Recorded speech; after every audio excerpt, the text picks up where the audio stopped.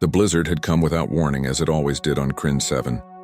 Zara-Eth clutched her beloved Quillnax, a small, furred creature with 6 legs and luminescent eyes, closer to her chest as another gust of ice-laden wind threatened to knock her off her feet. Her silver-blue skin had long since lost its natural warmth, her double-lidded eyes struggling to stay open against the relentless assault of frozen precipitation. She had been foolish.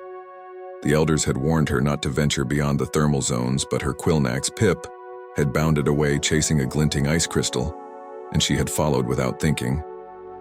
Now, kilometers from the nearest settlement, with her communication device dead and her thermal suit's power cell depleted, Zara-Eth knew she was going to die. The Velkari were not built for such cold.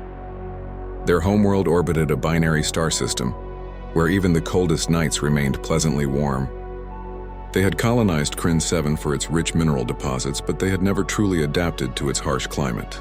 They relied on technology, on heated domes and thermal suits, on everything except their own fragile bodies. Zara-Eth stumbled and fell to her knees. Pip whimpered in her arms, his small body trembling violently. She wrapped herself around him, trying to share what little warmth remained in her core. Her breath came in shallow gasps, each one burning her lungs with crystalline pain. "I'm sorry, little one," she whispered in her native tongue, her voice barely audible over the howling wind. "I'm so sorry." She closed her eyes and waited for the cold to take her. Her thoughts drifted to her family, to the warm halls of her childhood home, to the songs her mother used to sing. The wind seemed to fade, replaced by a curious numbness that spread through her limbs.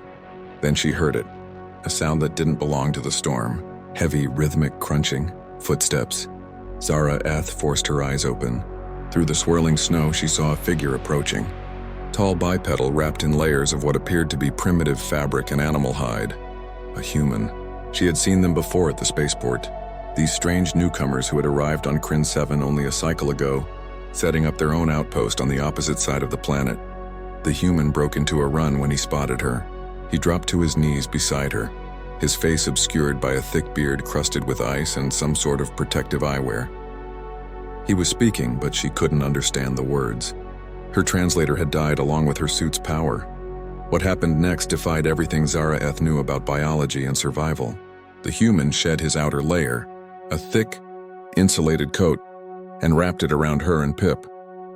Then he pulled her into his arms, lifting them both as if they weighed nothing, and began trudging through the storm.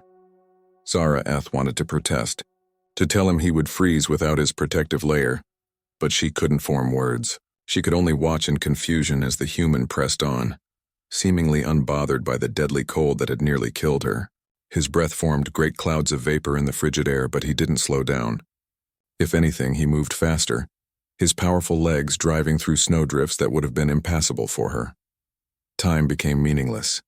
Zara-Eth drifted in and out of consciousness, always awakening to the steady rhythm of the human's movement, the surprising warmth emanating from his body even in this impossible cold. How was he generating so much heat? How was he still moving? Finally, through the blizzard, lights appeared.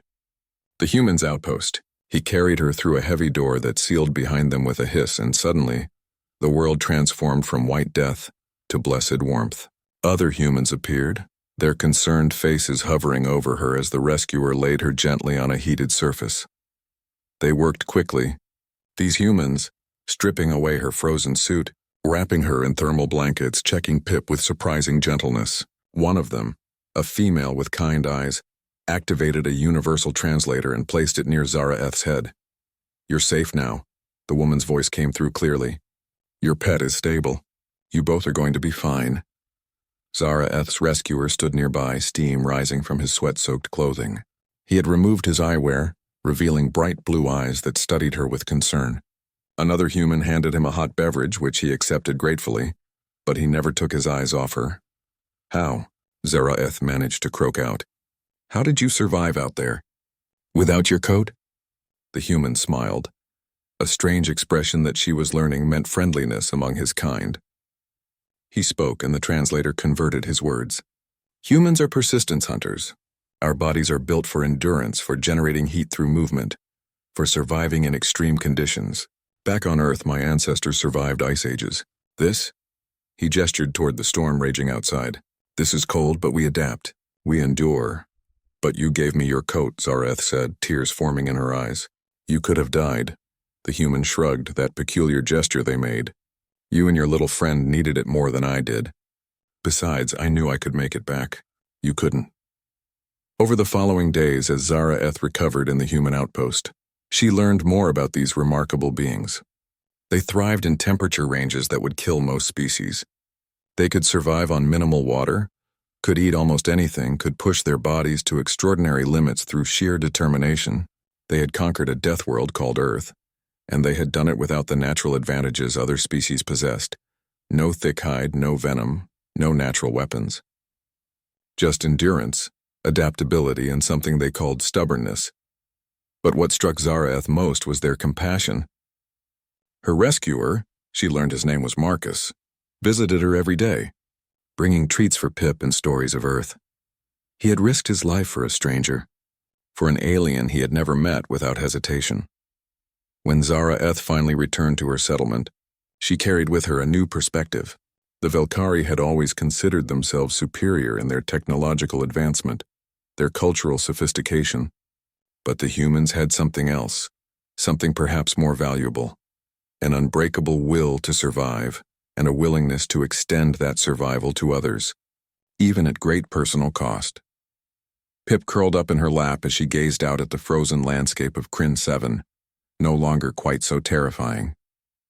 Somewhere out there, the humans were thriving in conditions that should have killed them, building their settlement with their bare hands, laughing in the face of a hostile world.